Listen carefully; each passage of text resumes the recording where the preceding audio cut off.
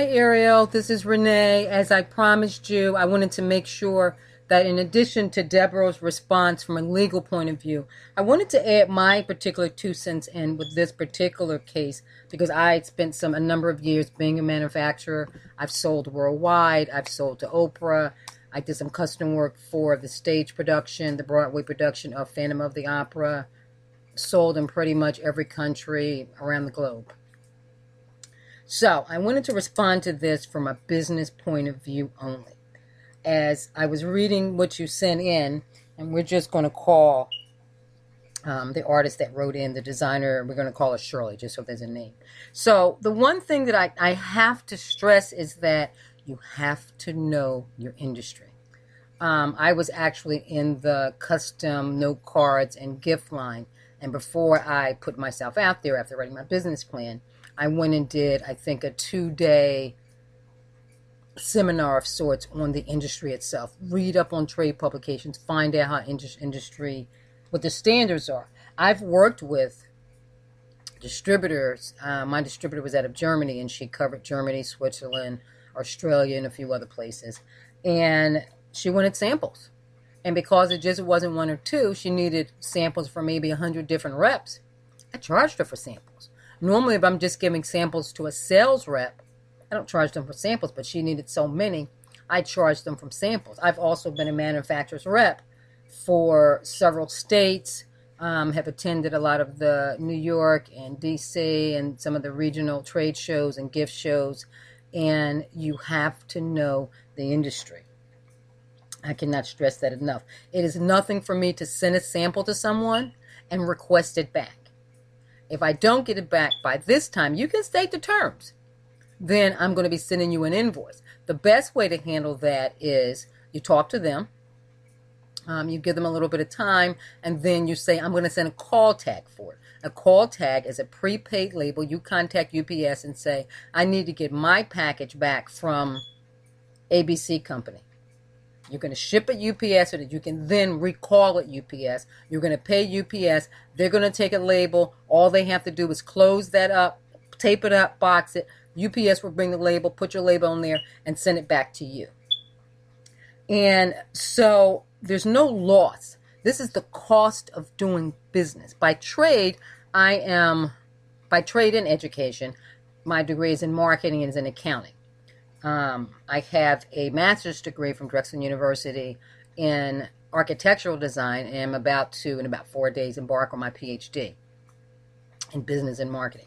So I do have educational experience, professional experience in this. So I understand that you never met the artist who you were designing for, that you dealt with, an image consultant.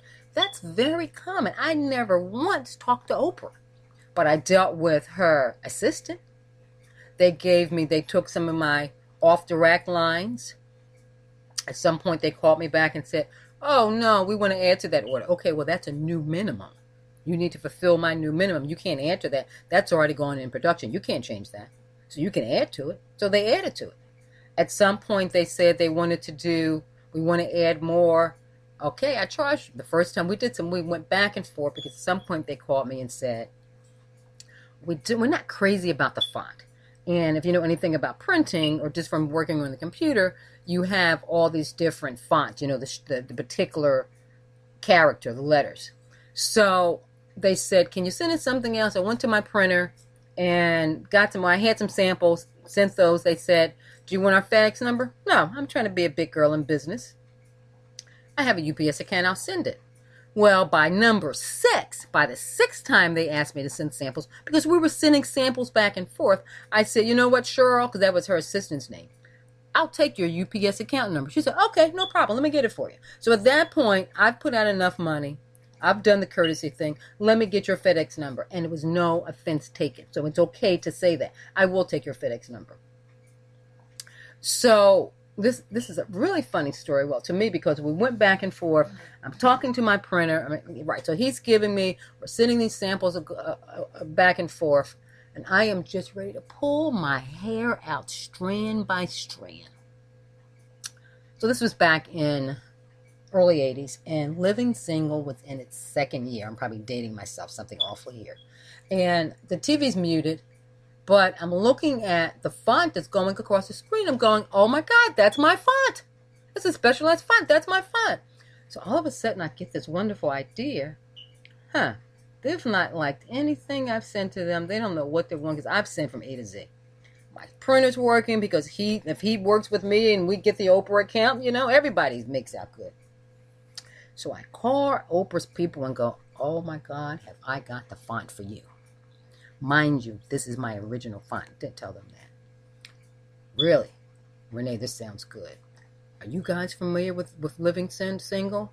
I don't remember what it was now. With the Wayne brothers. Yes, oh my God, we all love that show. Second season. I can get you that font. Oh my God.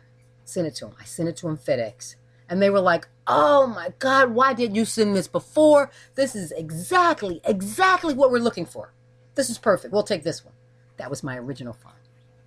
Okay, I digress. So we're going to go back to, I made notes on some of the things that happened there. Again, I cannot underestimate knowing the industry, how the industry works, tweaking that industry if you need to. Because you're a small company, you can't compete with the big one. Sometimes you have to tweak what's out there. Don't go too far off. I've seen people like that too. Go so far off the beaten path. I had an associate who turned out to be a friend later who had a retail store. She had a bookstore. Small gifts, but predominantly books. And she wasn't in the best, like the prime selling area, but a nice area. And she just could not. I said, wow, are you getting this new book by somebody? I don't know who it was. And she said, no. They have to learn. They need to come in this store and buy the rest of this inventory. They keep coming in and asking. It was a Maya Angelou book. It was new. They need to come in here and buy this old stuff. When they buy this old stuff, it'll give me the money to buy the new stuff. Folks were coming in. I'm sitting in there. I went in to drop off some merchandise. And because we were friends, we would have tea. We would hang out for a little bit. And I'm watching people, one by one, two by two, come in the door. Can I help you with anything? If you need anything, let me know. We're looking for the new Maya. Oh, we don't have it. But you need to buy something else and then I can afford to buy it. And I'm saying, that's not how you do business. So don't go too far off of the beaten track. Again, this was not a loss. It's the cost of doing business. The postage, if you want that back because it's a high-end item, then you make sure they know they get it back, or they will get an invoice because they just bought that sample. They're not buying your retail price. They're buying it at cost, which is sample, or whatever you were going to sell it to them for. The other part that I got was no direction was given. You asked for direction. I had a very lucrative business where I had a distributor who I never met face to face. And when I say it was very lucrative, when I shipped them an order, it was for $30,000. It was for $40,000. It was for $20,000. C.O.D. because that was my policy. I'm a small potatoes. C.O.D. Even when they sent it to a freight forwarder, it was C.O.D. That freight forwarder needs to have my check before I release the product. So my point is, there was a long discussion about, well, I'm looking at this, or can you reference to something that's common? And because she already had my sample line, she's asking me questions. I'm referring back to that. Remember, maybe she's asking for something that's not in my sample line. So I'm going maybe with something that's in popular culture. Maybe that's something on TV. And I'm getting as much direction as possible. And that really is a learned process, knowing how to take that direction over the phone. And we're talking cultural difference because she's in Australia or Germany and I'm here in Philadelphia. So you got to be able to give that direction. So by the second time, when they ask you to send something, no direction again, this is when you're saying, okay, based on the first one, tell me exactly what you didn't like. Where do you want to go with this? You really got to pull that out because some people don't know how to give direction or to say they get it. And if this image consultant was new, maybe she did not know the whole process of giving direction. And maybe you're dealing with someone who really sucks at giving direction. But it's important to be able to know how to, as a designer, how to ask for direction so that way your process is good. And maybe along the way, it needs to be some process of taking some video of it, taking some images of it. This is where we're at now. Is this the direction you're wanting to go? Just to make sure that's clear. And some people can't do it verbally, so you add those other images or video or something of it to give them a feel to make sure you're on the right track. So again, it's knowing your industry. The last thing I wanted to talk about was that they didn't Facebook you or tweet you or send anything. You have to be the person that's proactive here. From the minute you got the business, you should have been on there Facebooking them. Do you know how many people they probably talk to where they ask for samples from? They don't have time to track that down. You have to be proactive. You want their business. You tweet them. You Facebook them. Too many times we think, oh my God, this can blow up big, and we have the wrong business attitude. Talk to someone in business. Go talk to someone maybe who owns a small boutique. Maybe it's a place that you shop at, if it's with its clothing, or maybe you have a food product. Get friendly with the vendor or someone in the store and start picking their brain about, well, what's the minimum? What's a minimum order? What's this? Is there any way to get around there? What's freight on board? All of these things you have to learn about the industry and what the practices are. But it's okay to ask for your samples back. Maybe they're not, you know what? They send us samples. If people want them back, they're going to request. But you can still ask them anyway. I hope this information was helpful. Again, I just wanted to give my 2 cents because it just seemed like it was more of a business versus from a legal point of view.